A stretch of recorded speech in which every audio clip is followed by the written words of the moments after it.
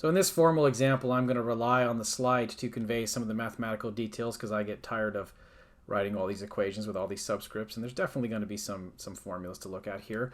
We're looking at a totally elastic collision. The total kinetic energy is conserved in addition to the momentum, and we're asked to show that in one dimension that formula there is true, which is basically saying that the difference in the final velocities is equal to the difference in the initial velocities, although you might notice the difference is kind of taken in a different order, right? This one's 1 subtract 2, this is 2 subtract 1.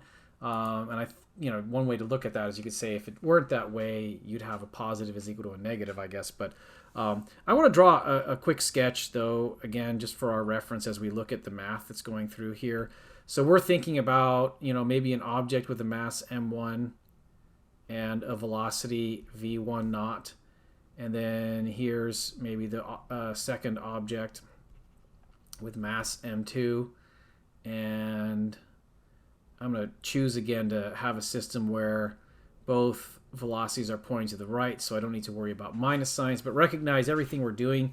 You could include minus signs. You just have to regard that as representing a negative quantity, kind of like a component of a vector. However, this analysis we're doing here is going to be restricted to one dimension. So in contrast to what we did for totally inelastic collisions, where I said, you could do that in 2 dimensions or apply the formula we got, which is a relatively simple one, this is not going to work that way. This has to be 1 dimension for what we're going to get here to work in this and the next example. But this might represent kind of the initial picture before the collision, but then they collide and they kind of bounce off of each other. And I think in this situation, what I'm pretty confident is going to happen is some amount of momentum is going to be transferred in the bounce from object M1 to object M2. So the result is that object M2 should have an increased final velocity v2, and object M1, actually there's 2 possibilities with this depending on the masses in reality.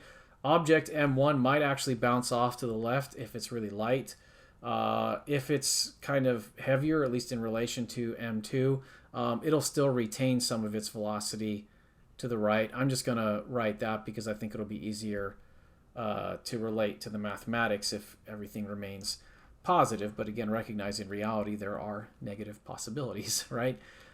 So, all right, let's actually let me label here real quick before we go on. This is again the picture, the final picture after collision, and let's see what happens. I mean, I'm going to guess we're going to apply some conservation rules to this. So the first thing it says there, conservation of energy implies, and it makes this statement here. And you can see maybe in relation to these pictures how this is the kinetic energy of object M1. This is the kinetic energy initial of object M2. Summed together is the total initial energy. And then set that equal to the total final energy because in elastic collisions, we're saying kinetic energy is conserved. Conservation of momentum similarly implies this formula right here. So we're just applying the momentum formula to both. And all these signs make sense with what I've drawn because I have everything drawn in kind of a positive fashion. But even if we drew a picture where there were some leftward moving objects, we would just say, well, make one of these numbers negative. And that's kind of the approach we're going to take in applying the formulas we're going to get between this example and the next one. Anyway, it says now that these can be rewritten. So I've done some algebraic manipulations with the first formula. It looks like I multiplied everything by 2 because each term has that half there. I really don't need to keep that, so I just got rid of it. And then I've also done some adding and subtracting, I think. Maybe both. I have to kind of look at it here to figure out what I really did here. But it looks like I kind of, maybe I subtracted this term, right? The m1 v1 squared term. And I subtracted that one. I think I also subtracted the m2 v2 naught squared term. And then basically that put all the m2 terms on one side, all the m1 terms on the other side, and gives me this relationship where I can factor out the common factor of m1 on the left side, common factor of m2 on the right side, and set those equal to each other. And it's kind of interesting that these are both just differences of squares, right? And for momentum, I think I did some pretty similar manipulations. It looks like I subtracted the M1 V1 on both sides, and I subtracted the M2 V2 not on both sides, and then did a similar maneuver with taking out the common factors that then are there of respectively M1 and M2.